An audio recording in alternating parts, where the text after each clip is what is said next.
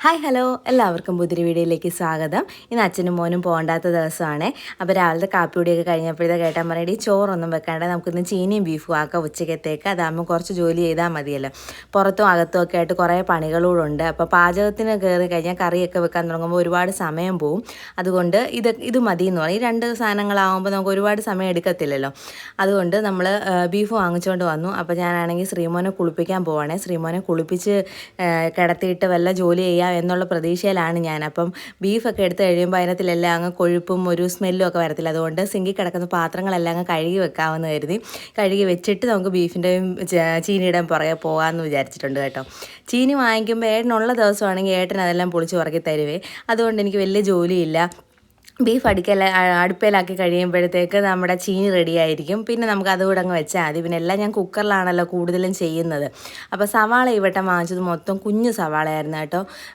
അതുകൊണ്ട് തന്നെ 2 സവാള എടുക്കേണ്ടടുത്ത് 4 സവാള എടുക്കണം കേട്ടോ. അതാണ് ഇത്രയും സവാള. ഏട്ടനാണെങ്കിൽ 300 രൂപയുടെ കണ്ടാണ് ബീഫ് വാങ്ങിച്ചത്. നമ്മൾ മാത്രമല്ല ഉള്ളൂ, ഉച്ചയ്ക്കും വൈകിട്ടും കഴിച്ചാൽ മതി. എങ്കിലും നമുക്ക് അധികം വരും കേട്ടോ. അതുകൊണ്ട് അത്രയും ബീഫേ വാങ്ങിച്ചുള്ളൂ. അടുത്ത ദിവസം നമ്മളങ്ങ് മുണ്ടയ്ക്കലോട്ട് പോവും. അതുകൊണ്ട് അത് അത്രയും വാങ്ങിച്ച് അത് കറി വെക്കാം. അപ്പം ഞാൻ നോക്കിയപ്പോഴത്തേക്ക് ഹാളിൽ അച്ഛനും മക്കളും കൂടെ ബോൾ എറിഞ്ഞ് കളിക്കുന്നു.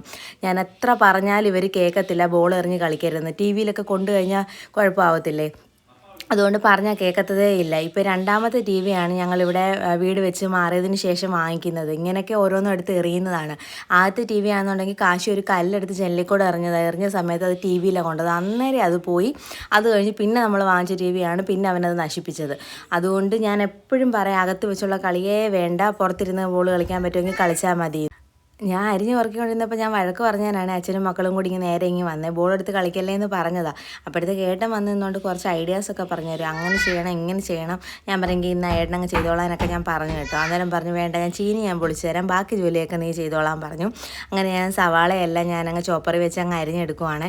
ഇതുള്ളത് എനിക്ക് വലിയൊരു ഉപകാരമാണ്. എനിക്ക് പെട്ടെന്ന് കണ്ണെരിയും കേട്ടോ, സവാള പൊളിക്കുമ്പോഴായാലും അരിയുമ്പോഴായാലും. ഇപ്പോഴും ഇത് അരിഞ്ഞു കഴിഞ്ഞാൽ തുറക്കുമ്പോഴത്തേക്കൊരു ഗ്യാസാണ്, അന്നേരം എരിയാറുണ്ട്. അപ്പം ഇഞ്ചി വെളുത്തുള്ളി ഞാൻ എടുക്കുന്നില്ല, അതിൻ്റെ പേസ്റ്റ് ഉണ്ട് നമ്മുടെ കയ്യിൽ. അപ്പം ജോലി എളുപ്പമായല്ലോ. അതും പൊളിച്ചെടുത്തുകൊണ്ടിരിക്കുമ്പോഴാണ് കൂടുതൽ സമയം എൻ്റെ പോകുന്നത്. അപ്പം നമ്മൾ അടുക്കളയിൽ ആ കെട്ടി വെച്ചേക്കുന്നത് പ്ലാസ്റ്റിക്കാണ് കേട്ടോ. ഇപ്പോൾ നമുക്ക് വെളിയിലത്തെ ആ ഒരു ബാത്റൂം പോലെ കെട്ടിയിട്ടിരുന്നതിലായിരുന്നു നമ്മൾ പ്ലാസ്റ്റിക് എല്ലാം വെക്കുന്നത്.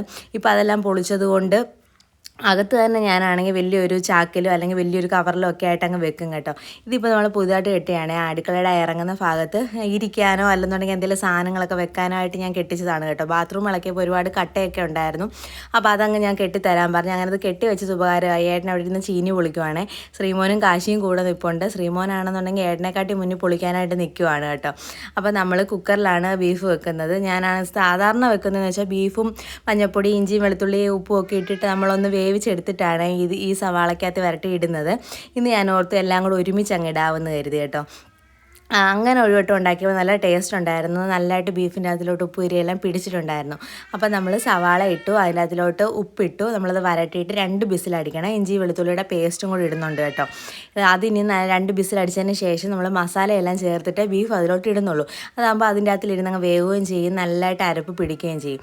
അപ്പോൾ പിന്നെ അത് ഞാനങ്ങ് കുക്കറിൽ അടുപ്പയിലാക്കിയിട്ടുണ്ട്. അത് കഴിഞ്ഞിട്ട് ബീഫ് കഴുകുവാണ്. വേസ്റ്റ് ഉള്ളതെല്ലാം ഞാൻ അപ്പുറത്ത് വെച്ച് തന്നെ എടുത്ത് കളഞ്ഞിട്ടുണ്ടായിരുന്നു. കഴുകിയില്ല, അതാണ് ഇപ്പുറത്തോട്ട് കൊണ്ടുവന്നത്. ആ ഭാഗത്ത് കഴുകാനുള്ള കുറച്ച് പാത്രങ്ങൾ കൊണ്ട് ഞാൻ വെച്ചിട്ടുണ്ട്. അതുകൊണ്ട് എല്ലാം ഇവിടെ തന്നെ അങ്ങ് ചെയ്യാമെന്ന് കരുതി. അല്ലെങ്കിൽ ഞാൻ ഫോണും പൊക്കിക്കൊണ്ട് അങ്ങോട്ടും ഇങ്ങോട്ടും എല്ലാം നടക്കണം.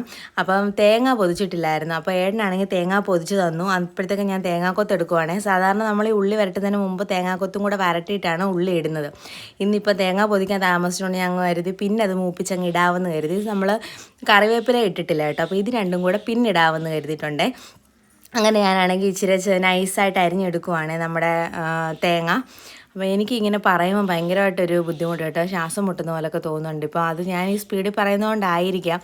പിന്നെ ഈ പനി വന്നതിന് ശേഷം ഞാൻ പറഞ്ഞില്ലേ, എനിക്ക് രാവിലത്തെ ജോലിയൊക്കെ കഴിയുമ്പോഴത്തേക്ക് ഒരു ചെറിയൊരു ബുദ്ധിമുട്ടുണ്ട്. അതിനി എന്ന് മാറുമെന്നറിയാൻ വയ്യ. ഉള്ളിപ്പനി കിടക്കുന്നതുകൊണ്ടായിരിക്കാം. രാവിലെ ഇന്ന് ഒരുപാട് ജോലി ഉണ്ടായിരുന്നു. അതൊന്നും എനിക്ക് വീഡിയോ എടുക്കാൻ പറ്റിയില്ല. ഞാനെല്ലാം പെട്ടെന്ന് ചെയ്യുമായിരുന്നു കേട്ടോ. അതുകൊണ്ടാണ് വീഡിയോ എടുക്കാഞ്ഞത്.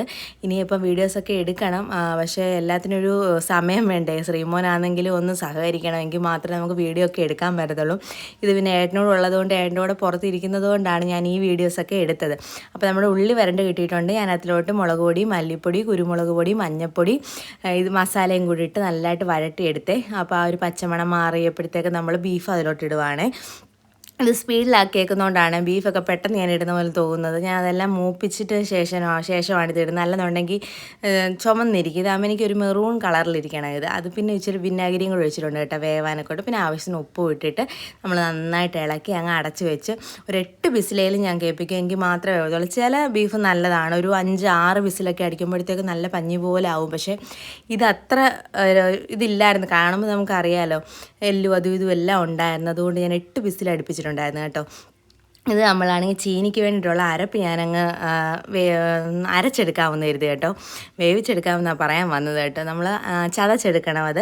അപ്പോൾ തേങ്ങ ഞാനങ്ങ് തിരുമ്മിയിട്ടുണ്ടായിരുന്നു. അപ്പോൾ നമ്മൾ വെളുത്തുള്ളിയും പച്ചമുളകും ജീരകവും മഞ്ഞൾപ്പൊടിയും ഇട്ടിട്ടാണ് തേങ്ങ ചതച്ചെടുക്കുന്നത്. എല്ലാവരും ഒന്നും ഇവിടെ ചീനി വേവിക്കുമ്പോൾ തേങ്ങ ഇടത്തില്ല. സാധാരണ നമ്മൾ ഉപ്പിട്ടതല്ലേ ചീനി വേവിക്കുന്നത്. അതിൻ്റെ കൂട്ടത്തിൽ ഒരു ശകലം മഞ്ഞൾപ്പൊടിയും കൂടി ഇട്ട് അങ്ങ് വേവിച്ചെടുക്കും. അങ്ങനെ എന്നിട്ടങ്ങ് കുഴച്ച് ഇവരങ്ങ് എടുക്കുക ചെയ്യുന്നത്. ഞാൻ അങ്ങനെ ചെയ്തിട്ടേ ഇല്ല. ഞാൻ എപ്പോൾ ചീനി വേവിച്ചാലും തേങ്ങ അരച്ച് തന്നെയാണ് ചീനി വേവിക്കുന്നത്. പിന്നെ ഞാൻ കല്യാണം കഴിഞ്ഞ് വന്ന സമയത്തൊക്കെ ആണെങ്കിൽ മുണ്ടയ്ക്ക് വെച്ച് അമ്മയാണെങ്കിൽ കടുകൂടെ വറുത്തിടുന്നത് ഞാൻ കണ്ടിട്ടുണ്ട്. അച്ഛന് കടുക് വറുക്കണം എല്ലാം എന്ത് വെച്ചാലും കറിയാണെങ്കിലും തോരനാണെങ്കിലും എല്ലാത്തിലും കടുക് വറുത്ത് നമ്മുടെ ചുമന്ന മുളക് ഇടണം. അപ്പം ഈ ചീനിക്ക് വരെ അങ്ങനെ വറുത്തിടുന്നത് ഞാൻ കണ്ടിട്ടുണ്ട്.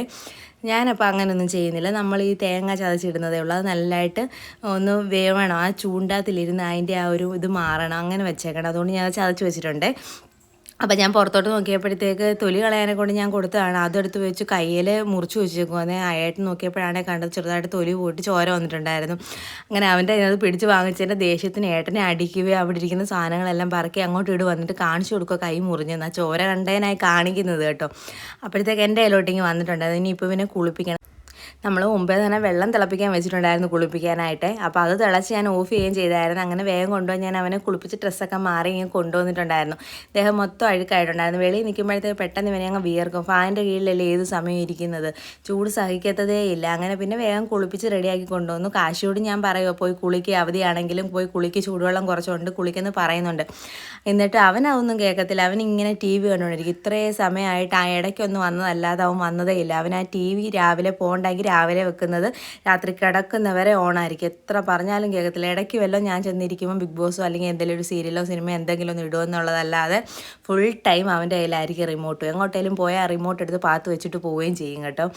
അപ്പോൾ ഏട്ടൻ്റെ കയ്യിലോട്ട് ശ്രീമോനെ കൊടുത്തിട്ട് ഞാനാണെന്നുണ്ടെങ്കിൽ അകത്തോട്ട് കയറി ചീനി 2-3 വട്ടം കഴുകി കേട്ടോ. അല്ലെന്നുണ്ടെങ്കിൽ കഴിക്കും. അതുകൊണ്ട് 3-4 വട്ടം കഴുകിയിട്ടാണ് ഞാൻ വെക്കുന്നത്. അപ്പോൾ ചീനി നകത്തെ വെള്ളം ഒഴിച്ച് ഉപ്പും ഇട്ട് അടച്ചങ്ങ് വെച്ച് ഒരു 2 വിസിൽ, 2 വിസിൽ കൂടുതൽ ഞാൻ അടുപ്പിക്കത്തില്ല കേട്ടോ. 2 വിസിൽ അടിച്ചിട്ട് വെന്തോന്ന് നോക്കും. വെന്തെങ്കിൽ മാത്രം ഉങ്ങി മാറ്റും. അല്ലെന്നുണ്ടെങ്കിൽ ഒന്നുകൂടെ വിസിലടിക്കാൻ നോക്കും. ചില ചീനി ഇതുപോലെ തന്നെയാണ്, വേവാൻ ഭയങ്കര പാടായിരിക്കും.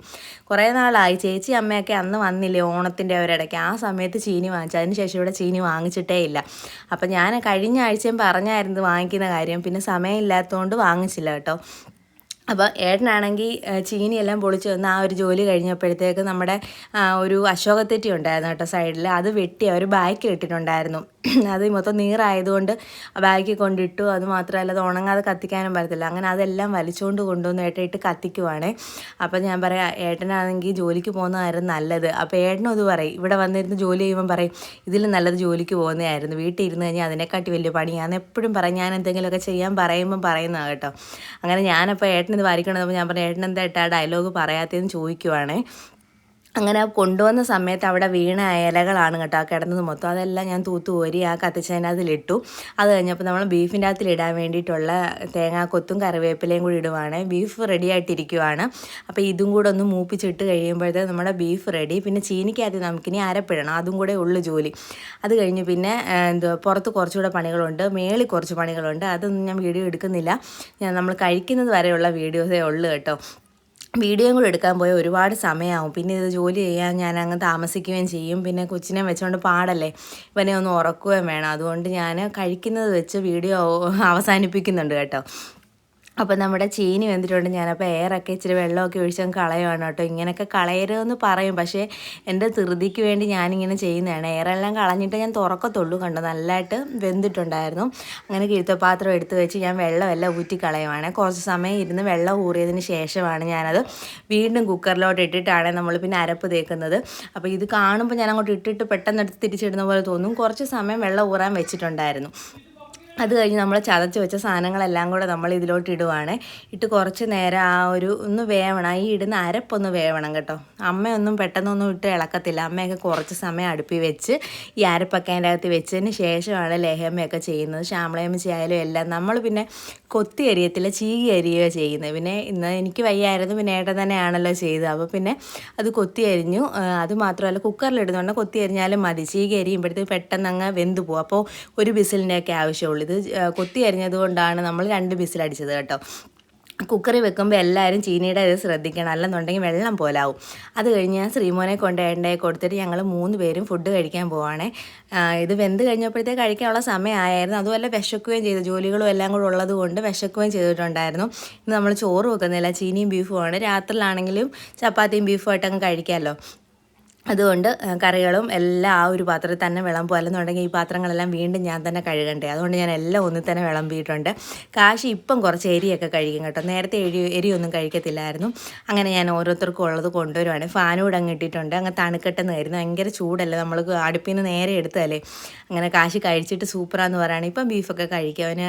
അങ്ങനെ കഴിക്കണം. ഇപ്പം ഒരുപാട് അങ്ങ് മോശമായിട്ടിരിക്കുവാണ്, പനിയും കൂടെ ഒക്കെ വന്നതിന് ശേഷമേ. അങ്ങനെ പിന്നെ ഞാൻ വെള്ളം കൊണ്ടുവച്ചു. അങ്ങനെ പെട്ടെന്ന് ഞങ്ങൾ കഴിച്ചിട്ടുണ്ടായിരുന്നു. നല്ല അടിപൊളി ബീഫും ചീനിയായിരുന്നു കേട്ടോ. അല്ലെന്നുണ്ടെങ്കിൽ അത് മൊത്തം ഞാൻ കഴിക്കത്തില്ലായിരുന്നു. അത് വിശപ്പും ഉണ്ടായിരുന്നേ.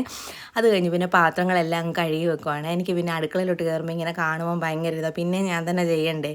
അതുകൊണ്ട് കൈയോടെ അതും അങ്ങ് കഴുകി വെക്കാമെന്ന് കരുതി. അപ്പോൾ എണ്ണമയമുള്ള പാത്രങ്ങളൊക്കെ ഉണ്ടായിരുന്നു. അപ്പോൾ അതൊക്കെ അങ്ങോട്ട് മാറ്റിയിട്ട് ബാക്കിയെല്ലാം കുറേശ്ശെ കഴുകി എടുക്കുവാണ്. ചീനിയൊക്കെ അരിഞ്ഞത് അതുകൊണ്ട് ഈ മുറമൊക്കെ ഇവിടെ ഇരിക്കുന്നത്. അല്ലെങ്കിൽ മുറമൊന്നും ഞാൻ എടുക്കാറേ ഇല്ല. അങ്ങനെ അതെല്ലാം കഴുകിക്കൊണ്ട് ഞാൻ കമത്തി വെച്ചു. നമ്മൾ ഈ താഴെ വെച്ച് കഴിഞ്ഞാൽ ശ്രീമോൻ ഇതെല്ലാം പറക്കി ഹാളിൽ കൊണ്ടുപോകും. അതുകൊണ്ട് ഞാൻ അതെല്ലാം ഇച്ചിരി പൊക്കത്തിലാണ് വെച്ചേക്കുന്നത്. ഇതെല്ലാം എനിക്ക് വെളി തൂക്കിയിടാനുള്ള ആണി ഇനി അടിക്കണം. ആ കെട്ടി വെച്ചേക്കുന്നതിൻ്റെ സൈഡ് ഭിത്തിയിൽ. അപ്പോൾ ഇതിനെല്ലാം ഇനി സമയമുണ്ട്. കൊച്ചതിനൊരു ദിവസം വരുമ്പോൾ വേണം ഇതെല്ലാം ചെയ്യിക്കാൻ. ഞാൻ ചെയ്ത് കഴിഞ്ഞാൽ ശരിയാവത്തില്ല. ചുമ്മാ ഭിത്തി ഇളകി പോകുന്നുള്ളതല്ലാതെ ഒരു ഇതും കാണത്തില്ല. അതുകൊണ്ട് ഞാൻ അതെല്ലാം പെൻഡിങ് വെച്ചേക്കെ കൊച്ചൻ വരുമ്പോൾ ചെയ്യിക്കാനൊക്കെ ഉണ്ട്. അങ്ങനെ പിന്നെ നമ്മുടെ ലോഷനൊക്കെ ഒഴിച്ച് ഞാനാണെങ്കിൽ നമ്മുടെ പാതകം എല്ലാം അങ്ങ് തുടച്ചെടുക്കുവാണ്. ഏത് സമയവും അങ്ങ് പൊടിയാണ്. എനിക്ക് തോന്നുന്നു ആ കബോർഡിൽ നിന്ന് വീഴുന്ന പൊടിയാണെന്ന് തോന്നുന്നു. ആ ഒരു ഭാഗത്ത് നല്ലതായിട്ട് പൊടി വീഴുന്നുണ്ട് കേട്ടോ.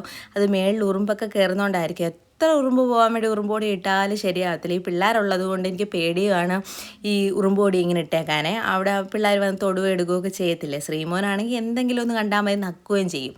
അതുകൊണ്ട് എനിക്ക് പേടിയാണ്. ഒരുപാട് സംസാരിച്ച് വരുമ്പോഴത്തേക്ക് എൻ്റെ സൗണ്ട് വരെ മാറുന്നു. വേറെ ആരോ സംസാരിക്കുന്ന പോലെ എനിക്ക് തോന്നുന്നു. അപ്പോൾ പിന്നെ കേൾക്കുന്നവരുടെ കാര്യം പറയണം.